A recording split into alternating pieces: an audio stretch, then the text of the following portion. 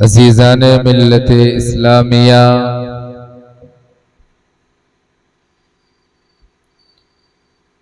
آج میں نے اپنی گفتگو کا عنوان عظمت نماز رکھا ہے۔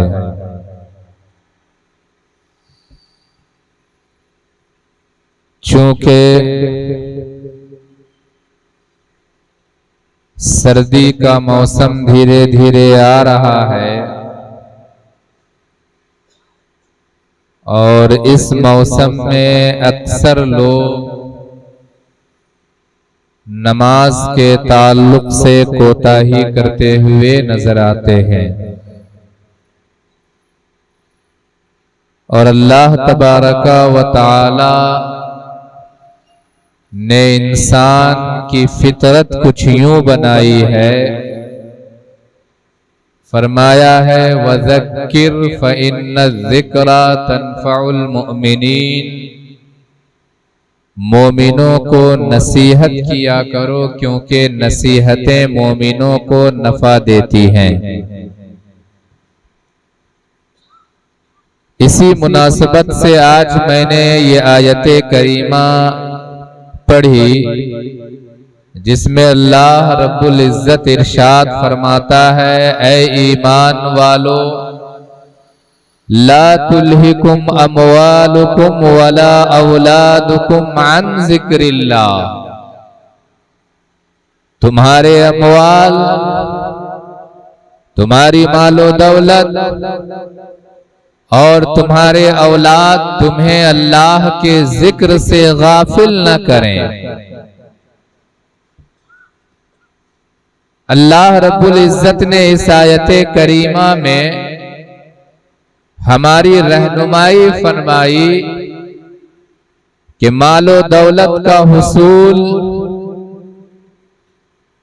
آل و اولاد کا خیال انسان کو اللہ کے ذکر سے غافل کر دیتا ہے، اور اللہ کے ذکر سے یہاں پہ مراد مفسرین فرماتے ہیں کہ ذکر الہی سے یہاں پہ مراد 5 وقت کی نمازیں ہیں، یعنی اے ایمان والو تمہارے اولاد اور مال و دولت تمہیں 5 وقت کی نمازوں سے غافل نہ کریں، اس کا خیال رکھنا۔ عزیزان ملت اسلامیہ، نماز جو مومنوں کے لیے اجر عظیم حاصل کرنے کا ذریعہ ہے، ایک مسلمان اگر یہ چاہتا ہے کہ وہ اللہ کی بارگاہ میں اجر عظیم کا مستحق ہو جائے تو اسے نمازوں کی پابندی کرنی چاہیے۔ اللہ رب العزت اپنے کلام مقدس میں فرماتا ہے وَالْمُقِيمِينَ الصَّلَاةَ وَالْمُؤْتُونَ الزَّكَاةَ، وَالْمُقِيمِينَ الصَّلَاةَ وَالْمُؤْتُونَ الزَّكَاةَ وَمِمَّا رَزَقْنَاهُمْ يُنْفِقُونَ أُولَئِكَ سَنُؤْتِيهِمْ أَجْرًا عَظِيمًا۔ اے لوگو یاد رکھو، جو لوگ نماز قائم کرتے ہیں، جو لوگ زکوٰۃ ادا کرتے ہیں، اللہ رب العزت ایسے انسانوں کے بارے میں فرماتا ہے اولئک سنؤتیہم اجرا عظیما، یہی وہ لوگ ہیں جنہیں ہم اجر عظیم سے نوازتے ہیں۔ اور ایک دوسری آیت میں اللہ رب العزت ارشاد فرماتا ہے کہ اے لوگو، اے میرے بندو، نماز انسانوں کے گناہوں کو مٹا دیتی ہے اور اسے جنت میں داخل کر دیتی ہے۔ چنانچہ آیت کریمہ میں آتا ہے لَإِنْ أَقَمْتُمُ الصَّلَاةَ وَآتَيْتُمُ الزَّكَاةَ وَآمَنْتُمْ بِرُسُلِي وَعَزَّرْتُمُوهُ وَأَقْرَضْتُمُ اللَّهَ قَرْضًا حَسَنًا لَأُكَفِّرَنَّ عَنْكُمْ سَيِّئَاتِكُمْ وَلَأُدْخِلَنَّكُمْ جَنَّاتٍ۔ اے لوگو، اگر تم نماز قائم کرو گے، زکوٰۃ ادا کرو گے اور ہمارے رسول پر ایمان لے کر کے آؤ گے، رسول کی نصرت و حمایت کرو گے، تو بدلے میں اللہ تبارک و تعالی تمہارے گناہوں کو مٹا دے گا اور تمہیں ایسے باغات میں داخل کر دے گا جس کے نیچے نہریں جاری ہیں۔ اتنا ہی نہیں، اللہ رب العزت نے کلام مقدس میں نماز کو حقیقی مومن کی علامت قرار دیا ہے۔ ایک آیت میں اللہ رب العزت فرماتا ہے جو لوگ نماز قائم کرتے ہیں اولئک هم المؤمنون حقا، یہی وہ لوگ ہیں جو حقیقت میں مومن ہیں۔ نماز ایمان کی علامت ہے، نماز ناز بندگی ہے، نماز روح عبادت ہے، نماز قلب رسول کی ٹھنڈک ہے، نماز مومنوں کی معراج ہے۔ اس لیے مومنوں کو چاہیے کہ وہ نماز کا اہتمام کیا کریں، اور اگر ہم چاہتے ہیں کہ ہمیں رحمت الہی حاصل ہو تو اس کا بھی ذریعہ اللہ نے نماز کو بنایا ہے۔ اللہ رب العزت ارشاد فرماتا ہے وَأَقِيمُوا الصَّلَاةَ وَآتُوا الزَّكَاةَ وَأَطِيعُوا اللَّهَ وَرَسُولَهُ لَعَلَّكُمْ تُرْحَمُونَ۔ اے لوگو، نماز قائم کرو، زکوٰۃ ادا کرو، اللہ تبارک و تعالی نماز اور زکوٰۃ کے صدقے میں تمہارے اوپر رحم فرمائے گا۔ میرے عزیزو، اس لیے ہمیں چاہیے کہ ہم نماز کے ساتھ اپنا رشتہ مضبوط کریں، عبادت الہی کے ساتھ اپنا رشتہ مضبوط کریں، بلکہ عبادت الہی اتنی عظیم شے ہے، نماز اتنی عظیم شے ہے۔ میں ایک حدیث آپ کے سامنے رکھوں کہ سرکار دو عالم صلی اللہ علیہ وسلم صحابہ سے سوال کیا کرتے تھے، مانگو، مجھ سے کیا مانگنا ہے؟ تو ایسے عالم میں جبکہ سرکار دو عالم صحابہ سے سوال کر رہے ہیں، حضرت ربیعہ ابن کعب سے یہ حدیث مروی ہے، وہ فرماتے ہیں کہ میں رسول پاک کی بارگاہ میں رہا کرتا تھا، آپ کی خدمت کیا کرتا تھا، راتوں کو بھی آپ کی خدمت کیا کرتا تھا، دن کو بھی آپ کی خدمت کیا کرتا تھا۔ ایک دن میں آپ کی بارگاہ میں حاضر ہوا، رات کا سناٹا تھا، رسول پاک صلی اللہ علیہ وسلم تسبیح و تحمید میں مشغول تھے۔ جب میں ان کے پاس حاضر ہوا، رسول پاک نے فرمایا سل یا ربیعہ اعطیک، اے ربیعہ مانگو، جو مانگنا ہے آج میں تمہیں عطا کروں گا۔ عزیزان ملت اسلامیہ، یہ آفر کوئی عام انسان نہیں دے رہا ہے، یہ شہنشاہ عالم دے رہے ہیں، یہ مالک کونو مکہ دے رہے ہیں۔ وہ فرما رہے ہیں ربیعہ مانگو، آج جو کچھ بھی تم مانگو گے تمہیں عطا کیا جائے گا۔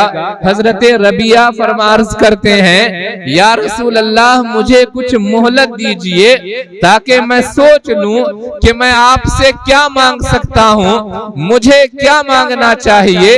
حضرت ربیعہ فرماتے ہیں ابھی میں سوچ رہا تھا کہ کیا مانگوں رسول اللہ سے، بڑا حسین موقع ہے، آقا نے ایک عمدہ موقع عنایت فرمایا ہے، مجھے رسول اللہ سے کیا مانگنا چاہیے، کیا میں رسول اللہ سے دنیا مانگوں؟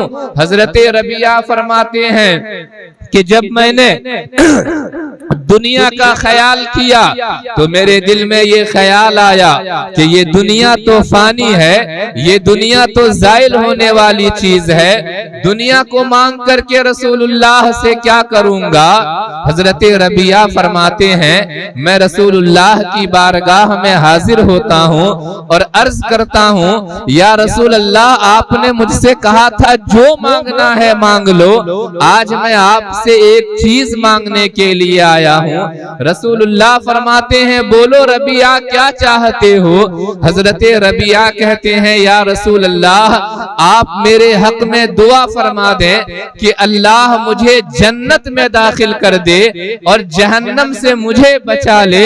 अजीजा ने मिल्लत इस्लामिया, हजरत रबिया कहते हैं जब मैंने ये दरखास्त रसूल पाक सल्लल्लाहु अलैहि वसल्लम के सामने रखा, रसूल पाक खामोश हो जाते हैं। थोड़ी देर खामोश रहने के बाद फिर मुझसे पूछते हैं, ऐ रबिया, तुम्हें ये चीज मांगने का मशवरा किसने दिया था? हजरत रबिया अर्ज करते हैं या रसूल अल्लाह, मैं सोच में था कि मैं आपसे क्या मांगूं। अगर दुनिया मांगता हूं तो दुनिया तो फानी शय है, दुनिया तो जाइल होने वाली चीज है, इसलिए मेरे दिल में ख्याल आया कि क्यों ना मैं आपसे आखिरत का सवाल करूं। अजीजा ने मिल्लत इस्लामिया, रसूल पाक ने फरमाया रबिया कुछ और मांगो। रबिया ने कहा या रसूल अल्लाह, बस यही मेरा सवाल है, आप मेरे हक में दुआ फरमा दें कि अल्लाह तबारका व तआला मुझे जन्नत में दाखिल कर दे और जहन्नम से बचा ले। अजीजा ने मिल्लत इस्लामिया, गौर करने का मकाम है। ये सवाल करने की दरखास्त, ये दुआ करने की दरखास्त कौन कर रहे हैं? अल्लाह के रसूल के जलीलुल कद्र सहाबी हैं, जिनके बारे में कुरान कह रहा है रदियल्लाहु अन्हुम व रदू अन्हु, अल्लाह उनसे राजी है और वो अल्लाह से राजी हैं। ऐसे इंसान को भी आखिरत की फिक्र है, लेकिन हम और आप आखिरत की फिक्र नहीं करते हैं। चुनांचे जब हजरत रबिया ने रसूल पाक से ये मुतालबा किया, या रसूल अल्लाह मेरे हक में दुआ फरमा दीजिए कि अल्लाह मुझे जन्नत में दाखिल कर दे और जहन्नम से बचा ले, तो रसूल पाक ने ये नहीं फरमाया था रबिया जाओ मैंने तुम्हारे लिए हक में दुआ फरमा दी, अब तुम जैसे चाहो जिंदगी गुजारो, बल्कि रसूल पाक ने जो फरमाया था वो हमारे और आपके लिए दरसे इबरत है। रसूल पाक दुआ के लिए हाथ उठाते हैं और फरमाते हैं रबिया मैं तुम्हारे हक में दुआ जरूर कर रहा हूं, लेकिन तुम्हें भी एक काम करना है कि तुम्हें कसरत नमाज के जरिए, कसरत सलात के जरिए इस अम्र में मेरी मदद करनी है। अजीजा ने मिल्लत इस्लामिया, रबिया तुम्हें अल्लाह जन्नत में जरूर दाखिल करेगा, जहन्नम से जरूर बचाएगा, लेकिन इसके लिए मेरी दुआ के साथ साथ ये भी जरूरी है कि तुम कसरत सुजूद के जरिए इस अम्र में मेरी मदद करो, कसरत के साथ अल्लाह की बारगाह में सजदा किया करो। और नमाज ऐसी अहम चीज है जिसके जरिए सिर्फ जन्नत का हुसूल नहीं होता है, बल्कि जन्नत में रसूलुल्लाह की सोहबत भी हासिल होती है। चुनांचे इसी रबिया इब्ने काब से एक और हदीस मरवी है। हजरत रबिया इब्ने काब अर्ज कर फरमाते हैं, एक दिन मैं रसूल पाक सल्लल्लाहु अलैहि वसल्लम की बारगाह में वुजू के लिए पानी लेकर के गया। सरकारे दो आलम वुजू फरमाने लगे।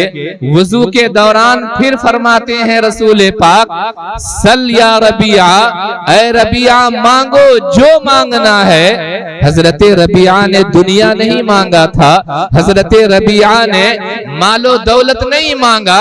हजरत रबिया से जब अल्लाह के रसूल ने दूसरे मौके पर फरमाया रबिया मांगो जो मांगना है, तो जानते हैं रबिया ने क्या मांगा था। रबिया अर्ज करते हैं, अस्अलुका मुराफक़तका फिल जन्ना या रसूल अल्लाह। या रसूल अल्लाह, रबिया की एक ही ख्वाहिश है, जिस तरीके से दुनिया में وہ آپ کی خدمت میں رہا کرتا ہے، جس طریقے سے دنیا میں وہ آپ کی صحبت میں رہا کرتا ہے، یا رسول اللہ ربیعہ کی یہی تمنا ہے کہ کل جنت میں بھی ربیعہ آپ کی صحبت میں رہے، آپ کی خدمت میں رہے۔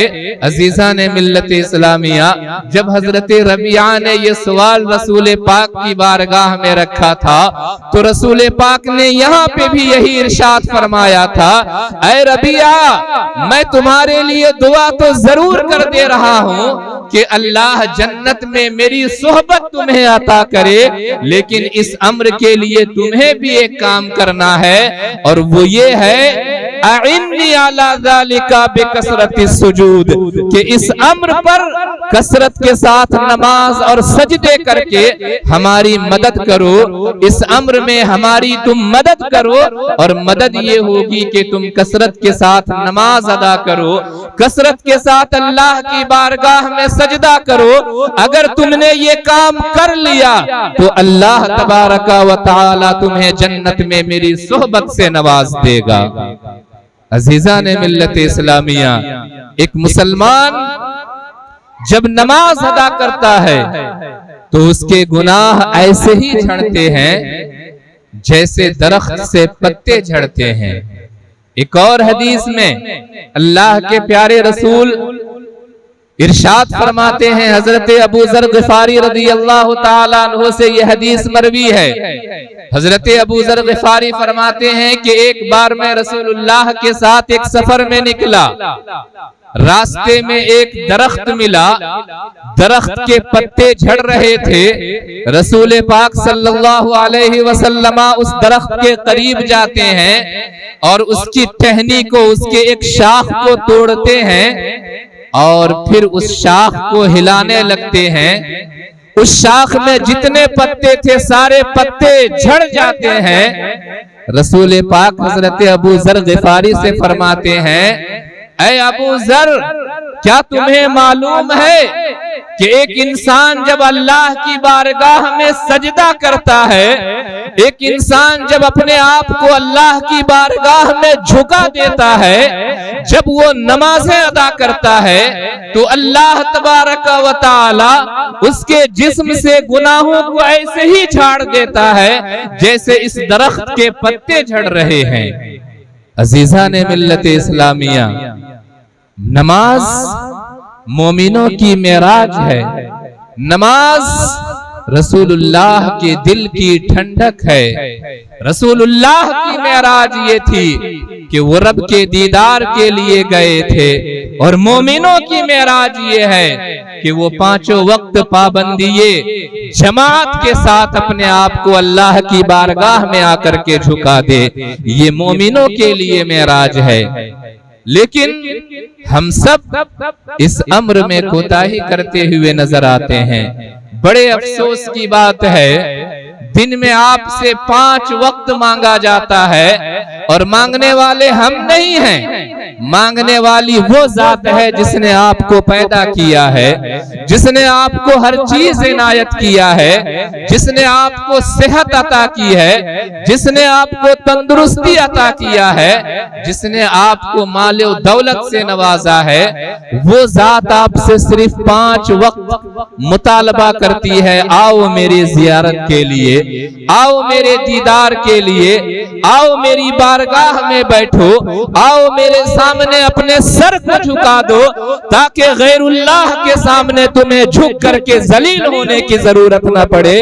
عزیزان ملت اسلامیہ، لیکن افسوس کی بات ہے کہ اس کے باوجود ہم اور آپ نمازوں سے غفلت کرتے ہوئے نظر آتے ہیں۔ نماز یہ فقر کو دور کرتا ہے، فاقے کو دور کرتا ہے۔ نماز ایک ایسی عبادت ہے جس کے ذریعے انسان فقر و فاقے کو دور کر سکتا ہے۔ حضرت ابو ہریرہ رضی اللہ تعالیٰ عنہ سے یہ حدیث مروی ہے کہ اللہ کے رسول نے ارشاد فرمایا کہ میرا رب فرماتا ہے کہ ایک بندہ جب نماز پڑھتا ہے تو اس کے دل کو میں قناعت اور مالداری سے بھر دیتا ہوں اور اس کی فقیری کو دور کر دیتا ہوں، لیکن جب بندہ میرے ذکر سے، میری نماز سے غافل ہوتا ہے تو میں اسے دنیا کے خیالات میں مشغول کر دیتا ہوں اور اس کی فقیری کو بھی دور نہیں کرتا ہوں۔ قرآن فرماتا ہے من اعرض عن ذکری فإن له معیشۃ ضنکا، اے لوگو جو میری نماز سے دور بھاگے گا، جو میری نماز سے غفلت کرے گا، میں اس کے معیشت کو، اس کی روزی روٹی کو تنگ کر دوں گا۔ اس لیے اگر ہم چاہتے ہیں کہ اللہ تبارک و تعالی ہمیں رزق وافر سے نوازے تو ہمیں نمازوں کا اہتمام کرنا چاہیے۔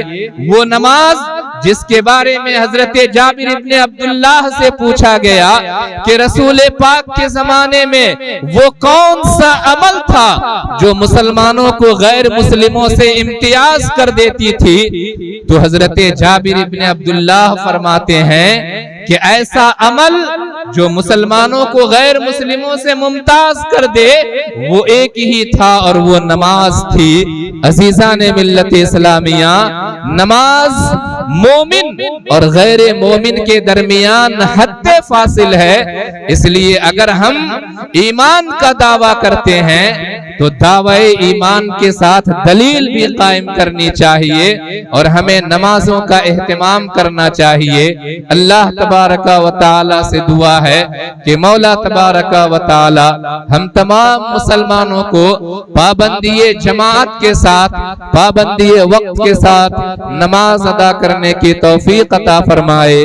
وآخر دعوانا ان الحمدللہ رب العالمین۔ استغفر اللہ ربی من کل ذنب واتوب الیہ۔